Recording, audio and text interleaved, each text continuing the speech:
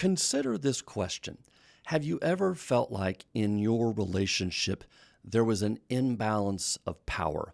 Like maybe it frustrated you when your partner would shut the conversation down by withdrawing, either leaving the room or just even shutting off emotionally. Or maybe you felt like it was unfair because your partner had so much anxiety that you had to give up certain things that you might like or enjoy or doing because they get so anxious when you do that. Well, in all relationships, there can be a balance of power. And the question becomes, is there a somewhat equal balance, or does that balance become imbalanced so that it doesn't feel like there's a shared power base, but rather only one partner holds most of the power? Now, that's what we're going to talk about today, power in relationships.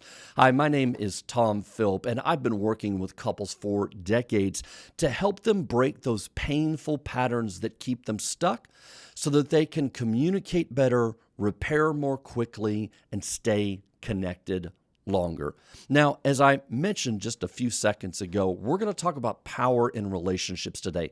What does that mean that one partner might have more power or there might be an imbalance of power? Now, when I talk about power, what I'm talking about here is influence, okay? I'm not talking about sort of like this manipulative, abusive kind of power. Certainly that can exist in relationships, but I look at that being farther on the continuum of abuse than I do the normal dynamics that might exist within a relationship. So what we're talking about today is just the normal sort of hidden power dynamics that come along with being and having a relationship. And what that means is that each partner wants to have some level of influence over the other partner.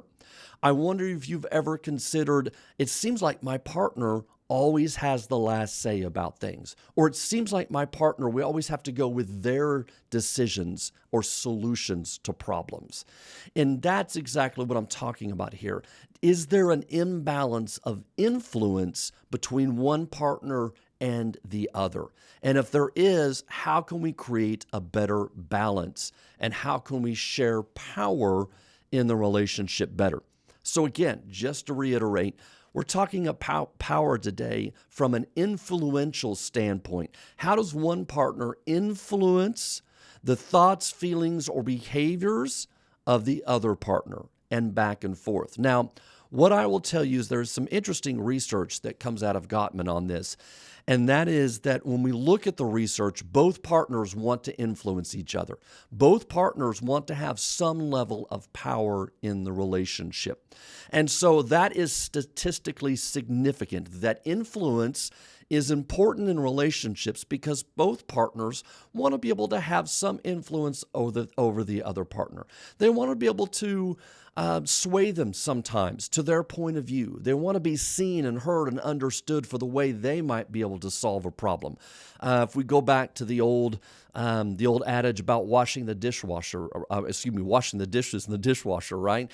One partner needs to be able to go load the dishwasher kind of how they want to load it without the other partner coming in and completely redoing it or them getting into an argument about how it's done. That's just a simple expression of who they are.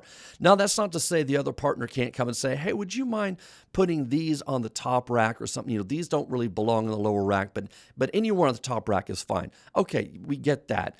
But, if it begins to have a power struggle over how we load the dishwasher, then we've got something going on in the relationship there that's not always evident from a dishwasher standpoint. That, in other words, it's probably not about the dishes. It's probably about who has influence over whom and how they effectively share that influence. Now, this kind of takes me back to some of the early days of couples therapy, where a lot before we had better science about what was really happening in couple dynamics. It was very theory driven. And one of the theories was that couples had an imbalance of power because the roles had shifted and they had just not consciously updated those roles. So if the wife had been primarily more of the homemaker, stayed at home, cared for the kids, cared for the house, the husband might have been traditionally more of the breadwinner in the family. What happens when the husband gets laid off?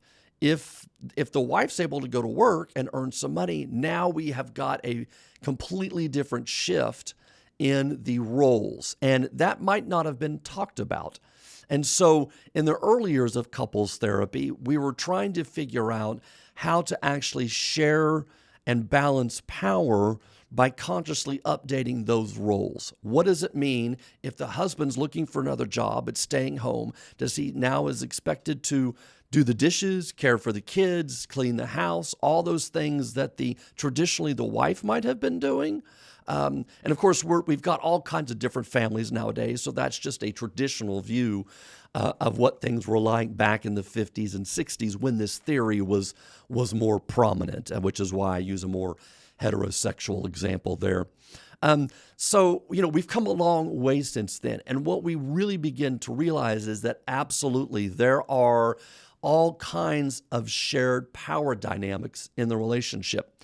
And these days, when we talk about power, we talk about influence. How does one person have influence over the other?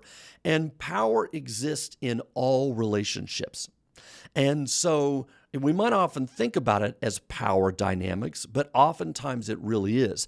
Sometimes those power dynamics are because one person cares more about something than the other person does, or one person has more of a skill set than the other person does to be able to handle that.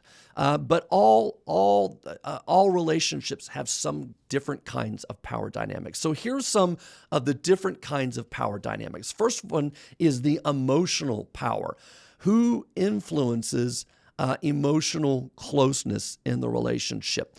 And we can see this a lot in our attachment styles, where the more avoidant style partner, if they get anxious and begin to shut down, effectively ending the conversation, this oftentimes really frustrates and increases the more anxious style partner, because now all of a sudden they're trying to talk things out, but the person that shuts down and is now sort of done with the conversation, they get to dominate in that way. Because if the anxious person tries to push more, then what's going to happen is that person's going to shut down even more. Or eventually they're going to feel so backed against the wall, they're going to come out fighting, gloves off, and I mean that metaphorically, not literally. They're going to come out really upset, really angry, and then say some mean, horrible things. And then the more anxious style person now has these deep wounds they're carrying because of the things that were said, but they might not be acknowledging that, yes, I did push and push and push that person until they had no choice but to protect themselves through anger, because they could not protect themselves through avoidance, which is the more typical style. So you can see where even just that simple dynamic about how do we connect, how do we solve problems, becomes an emotional power struggle. How does each person protect themselves that might be different than their partner does, which then might determine when we're close and connected versus when we're not. Another one is financial power. As I said before, usually there might be one person that has gifts in this particular area. So maybe one person's an accountant or has an accounting background or has done that before. Or maybe they're just way more detailed oriented and they want to make sure that every time they get their statement in, they go through it old style where they take their statement and they check everything off and they make sure everything balances to zero. So they care about that more. The other partner's like, I'm not taking that kind of time. I could look in my bank account every single day and I'm not going to spend hours going through the statement. I don't even get statements anymore or whatever. But we can kind of see there's a spender or a saver or someone that needs a certain amount of money in order to make themselves comfortable. And so you can have an imbalance of power around financial power as well. What about sexual power? What about one partner has a lower sex drive versus the other partner. The lower partner that has the sex drive, and it could be male or female. I've seen it on both sides. It's not always female. But the person that has a lower sex drive, they often get to determine when they get to have sex, when their other partner gets to have sex, how often, how frequently they engage in sexual activity, because it's driven oftentimes by their need or lack thereof sometimes. And so the other partner can feel frustrated because they don't often are able to influence their partner and increase the frequency for their sexual activity due to the partner's differences of just having a lower sex drive. So we can certainly see a difference in power around sexual power. What about social power? Maybe you hadn't thought about this one before. So when we get into a relationship, whose friends do we adopt, so to speak? Does the in this particular case, I'm looking at a heterosexual couple, does the female have more friends and the male's like, okay, yeah, I like your friends well enough, we'll kind of be friends with your friends. And so he starts to drift more from his own friends. Or I've certainly seen this dynamic where maybe the male has a group of friends that the female doesn't like. They think they're a bad influence. And so there's pressure on the male to actually get rid of or distance himself from his friends. And so there can be an imbalance of power there. Or a couple moves to a new city and now they've got to figure out and start all over. How do we create a community for ourselves? What is it that we enjoy or engage in? And that might be a difference in a power balance based on just what sort of activities that one partner might enjoy versus another. Certainly there was a time in my life where my wife and I moved to another city, and I immediately kind of had a community because I was working. And so I would go to the office and I was meeting new people. And so I got kind of a social community for myself. But that was very different for my wife. She had to figure out, what can I get involved in that I can start to build a community of like-minded people for me. And so there was a difference there between us because I had kind of a built-in community. Granted, they were colleagues, but nonetheless, that served a lot of my social functioning because I just simply went to my job that I was hired to do. So we can see that oftentimes being a difference in social power. What about psychological power? I see this a lot, meaning who gets to define reality? What partner gets to determine sort of what's real and what's remembered and is not remembered? Sometimes one partner might not have as good of a memory as the other partner. And so they might come and say, yo, do you remember this time where we did this and you didn't want that? I'm like, I don't remember the conversation that way. And so you have these imbalances, in how we determine reality. I certainly see this a lot during conflict with couples, where couples will start to argue because in essence, what they're trying to do is determine whose reality is right, whose reality is more accurate than the other partner's. And sometimes that might come down to, well, you said this, which was really hurtful. Yeah, I did say that. You're right. But I only said it after you said this, which was really hurtful. So I didn't just come out of the blue and say that. Oh, I didn't say it that way. And yes, you did. And now we're arguing about tone and so on and so forth. So there can definitely be an imbalance of power in relationships around who gets to define reality. This one will come as no surprise. What about decision-making power? Again, I kind of touched on it with finances, right? Who gets to make decisions about how we spend money versus how we save money? But this could be decisions about anything. It could be who decides, when we get to fix up the kitchen we've been wanting to do for years. Who decides how much money in our savings account is enough to make us feel comfortable? Who decides when it's okay to spend the extra $1,000 on a vacation versus when they're not? And so there can definitely be some decision making around, who decides when it's okay to get a dog versus when it's not. Some couples they want to adopt every pet that they run in contact with, and the other partner might be, okay, we've got 3 dogs and a cat, that's plenty, no more pets. And so a lot of decision-making power can be shared, and there can be an imbalance of that as well.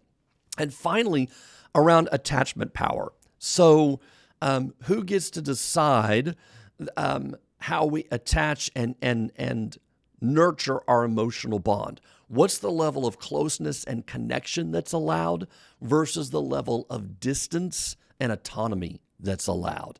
And this is a big one as well, because one partner might need more closeness and reassurance and connection.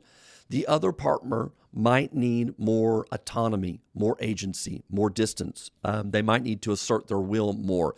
And so we can definitely see an imbalance of power around attachment. And of course, that maps so easily onto the different attachment styles that I've talked about for years as well. So these are just some different kinds of imbalances, or sometimes balances, of power in the relationship. Now, the goal is not to eliminate power. You can't do that.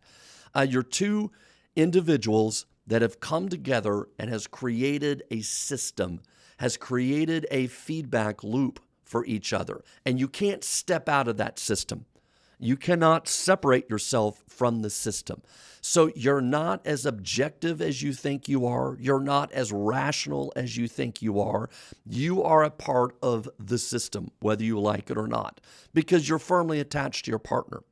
And your thoughts, feelings, and behaviors influence your partner's thoughts, feelings, and behaviors, and vice versa. And that's what I mean by system.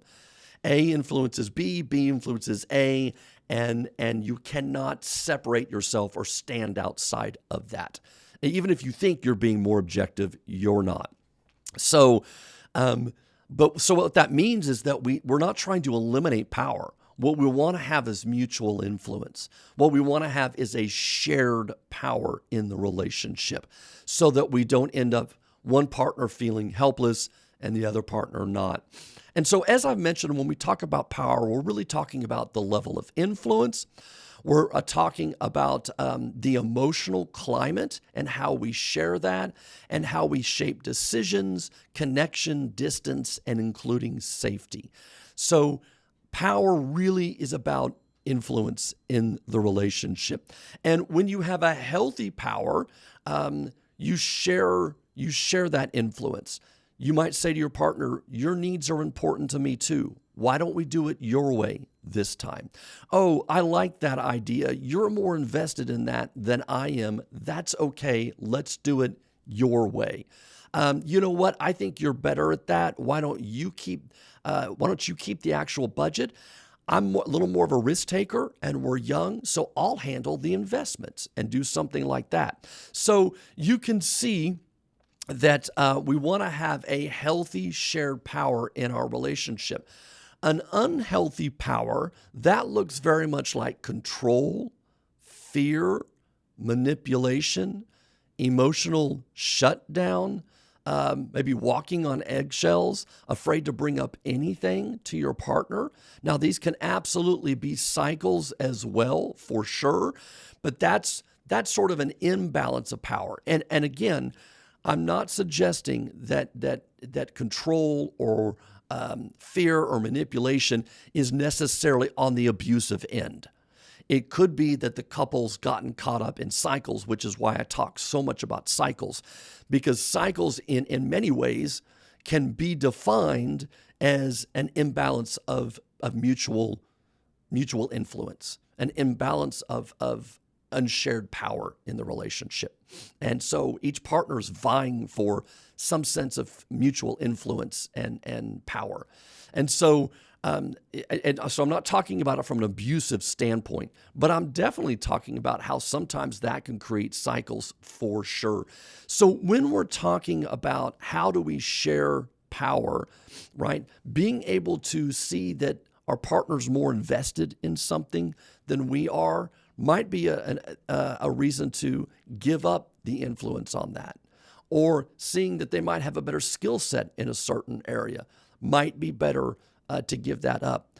I know in my own relationship, my partner is very detailed oriented, and she's fantastic at that. And as a result, it allows me to focus on some other things because I know oftentimes she is going to take care of some of those details. She tends to keep more of our social calendar. Hey, this has come up. You want to go do this? Oh, yeah, that sounds great. Let's go do that. Okay, I'll put it on the calendar. Oh, such and such call. They want to have dinner with us. Oh, okay, that sounds great. I'll put it on the calendar. So she tends to keep more of our social calendar. I'm so grateful she does that. Now, does that mean there are times that I go, I don't know, that doesn't sound like so much fun, but thank you so much for offering, and thank you for trying to get us to do things together. I appreciate that. But that one, I don't know so much. Or there's certainly times where I can tell that she does really want to do something. And even though that doesn't sound like all that much fun, but okay, I'm going to go do it because I'm going to go do it for her. Even though it's not great, even though it's not something I would necessarily do on my own by any means, I can tell it's something she wants to do. So I'm willing to share that influence, that power, so we go do something that I know she would enjoy. And so that's just a little example, but it gives you an idea of how do we actually share power in the relationship? How do we actually go back and forth and learn to collaborate so that we create mutual influence? And that's, again, what we're looking at here. How do we create mutual influence? Your partner wants to be able to influence you. You want to be able to influence your partner. Coming together and learning how do we share that and how do we create a dynamic of mutual influence is essentially how we learn how to have shared power in the relationship. And if you guys figure this out in your relationship, if you take what's more implicit, well, we've never had a conversation about shared power before. Great. Sit down and talk to your partner and say, I heard this video today, or there's a podcast, and they were talking about mutual influence and shared power. And how do you think we do on that?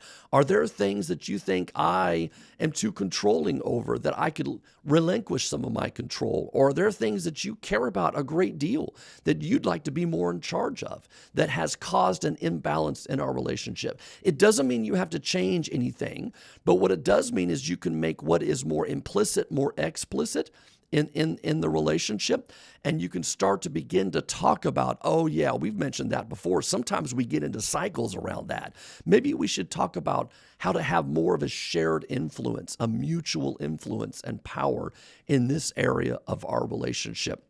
So how do we solve this together? How do we both protect each other? How do we create more safety around some of these issues? How do we move from winning to more understanding? Is going to create more of a shared dynamic around power in your relationship.